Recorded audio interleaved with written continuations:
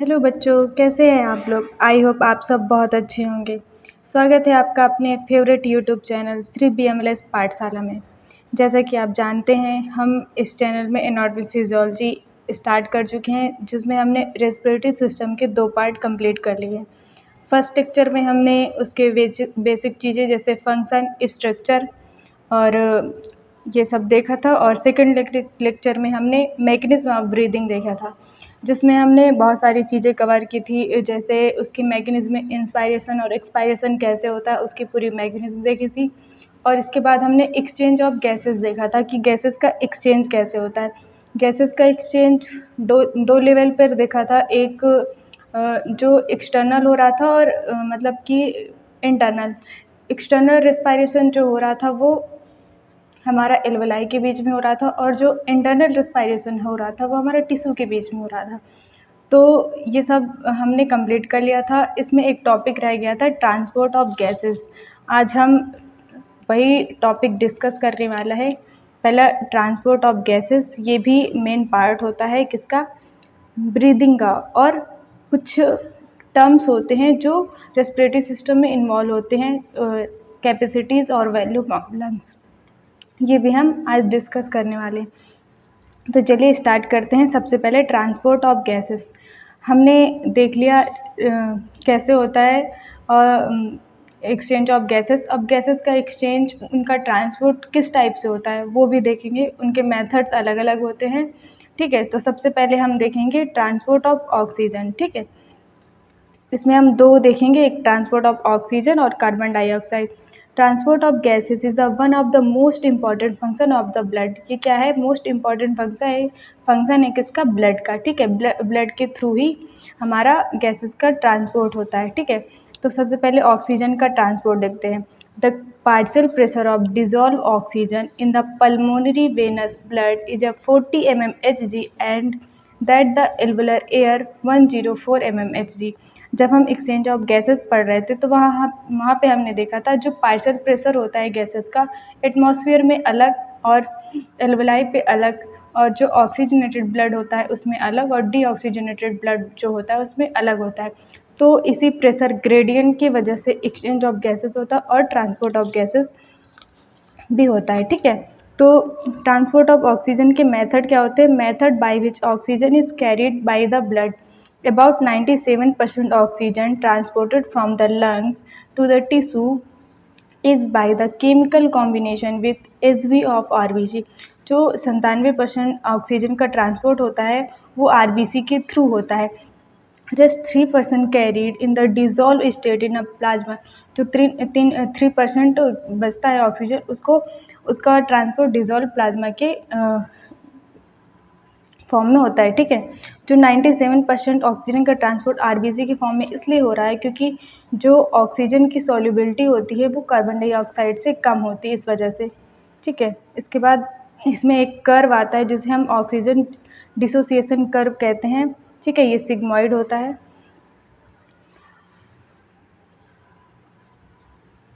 जब हम ऑक्सीजन का ट्रांसपोर्ट पढ़ते हैं तो हम उसमें एक कर्व पढ़ते हैं जिसे ऑक्सीजन हीमोग्लोबिन डिसोसिएशन कर्व बोलते हैं, ठीक है।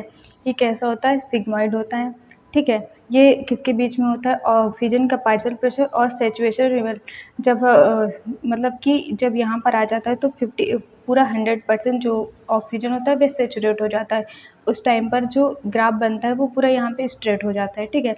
अगर ये लेफ़्ट साइड शिफ्ट होता है, ठीक है, लेफ़्ट साइड अगर शिफ्ट होता है तो वो फेवरेबल कंडीशन में होता है। अगर राइट साइड शिफ्ट होता है तो वहाँ पे अनफेवरेबल कंडीशंस आ जाती हैं। जैसे फेवरेबल कंडीशन में कौन कौन सी चीज़ें आती हैं वो देख लेते हैं। अगर कर्व राइट शिफ्ट होगा तो यहाँ पे अनफेवरेबल कंडीशन आएंगे, जिसमें ऑक्सीजन का पार्शियल प्रेशर जो होता है वो कम हो जाता है, और कार्बन डाइऑक्साइड का पार्शियल प्रेशर जो होता है वो ज़्यादा होता है। अगर कार्बन डाइऑक्साइड का पार्शियल प्रेशर ज़्यादा हो जाएगा तो जाहिर सी बात है H+ ज़्यादा हो जाएगा, मतलब कि pH कम हो जाएगा, जिससे एसिडिक नेचर हो जाएगा, और टेम्परेचर लगभग 43 डिग्री सेंटीग्रेड के लगभग हो जाता है, और ये टिश्यू के नियर होता है, ठीक है। और जब ये राइट शिफ्ट होता है, इस शिफ्ट को एक साइंटिस्ट थे जिनका नाम था बोहर, उनने बताया था, इसलिए इसको बोहर इफ़ेक्ट भी बोलते हैं, ठीक है।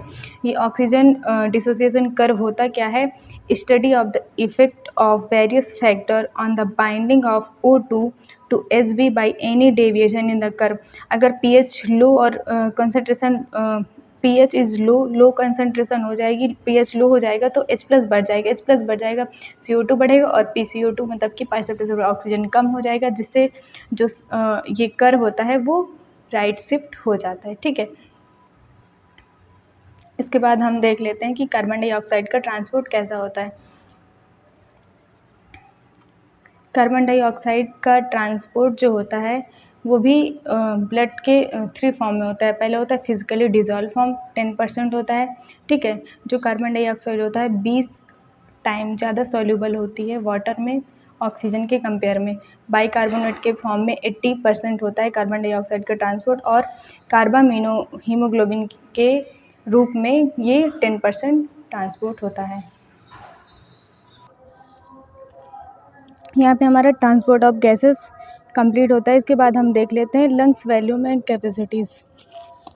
जो लंग्स वॉल्यूम और कैपेसिटीज़ है उसको मेज़र करने के लिए एक इंस्ट्रूमेंट होता है जिसे हम बोलते हैं स्पायरोमीटर, ठीक है। स्पायरोमीटर के थ्रू हम लंग्स का वॉल्यूम मेज़र कर सकते हैं, ठीक है। और इसमें एक ग्राफ बनता है, ठीक है, ये वाला ग्राफ, इसे बोलते हैं स्पायरोग्राम। जैसे हम पढ़ते हैं क्या, हमने ECG पढ़ा था, ECG जब पढ़ते हैं तो उसमें हम भी एक ग्राफ बनता है जिसे इलेक्ट्रोकार्डियोग्राफ बोलते हैं। इसी तरह लंग्स की कैपेसिटी और वॉल्यूम को मेज़र करने के लिए ग्राफ बनता है जिसे हम स्पायरोग्राम बोलते हैं, ठीक है। ये जो ग्राफ होता है graphical representation of pulmonary volume और कैपेसिटीज़ एज अ स्पायरोग्राम, ठीक है। अब हम ये सारे कैपेसिटीज़ और वॉल्यूम को डिस्कस करेंगे एक एक करके, ठीक है। सबसे पहले है टाइडल वॉल्यूम। टाइडल वॉल्यूम क्या होता है, नॉर्मली जब हम ब्रीदिंग लेते हैं, ठीक है, सांस लेते हैं छोड़ते हैं नॉर्मली, ठीक है, तो उसे हम क्या बोलते हैं, टाइडल वॉल्यूम। वो हमारे कितना होता है 500 ml। The total volume is the amount of air passing into and out the lungs during the each cycle of breathing. मतलब कि नॉर्मली जो हम ब्रीदिंग लेते हैं और मतलब सांस लेना और छोड़ना, इस एक साइकिल में, मतलब कि लेना और छोड़ना, ये पूरी एक साइकिल होगी, उस साइकिल में कितना वॉल्यूम होता है उसे हम बोलते हैं टाइडल वॉल्यूम, जो हमारा कितना होता है 500 ml, ठीक है। इस पर बात होता है इंस्पायरेटरी रिजर्व वॉल्यूम, जो हमारा कितना होता है 2500 से 3000 ml, ठीक है।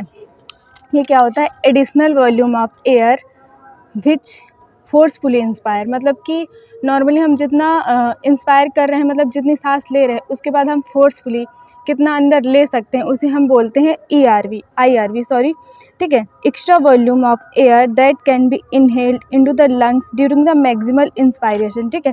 मतलब कि हम ज़्यादा से ज़्यादा कितना अंदर एयर ले सकते हैं, ठीक है, वो वॉल्यूम हमारा क्या कहलाता है, इंस्पायरेटरी रिजर्व वॉल्यूम, ठीक है। ऐसे एक्सपायरेटरी रिजर्व वॉल्यूम क्या होता है, वो हमारा 1000 से 1100 ml होता है, ठीक है। नॉर्मली हम जितनी सांस छोड़ते हैं, ठीक है, उसके बाद हम फोर्सफुली कितना उसको बाहर निकाल सकते हैं, वो हमारा क्या कहलाता है, expiratory reserve volume. Expiratory reserve volume is the largest volume of the air can be expelled from the lungs during the maximum expiration. मतलब कि ज़्यादा से ज़्यादा हम जो मतलब कि सांस छोड़ते हैं, हम कितना ज़्यादा से ज़्यादा उसको छोड़ सकते हैं, ठीक है, निकाल सकते हैं बाहर, उसे हम क्या कहते हैं, एक्सपायरेटरी रिजर्व वॉल्यूम।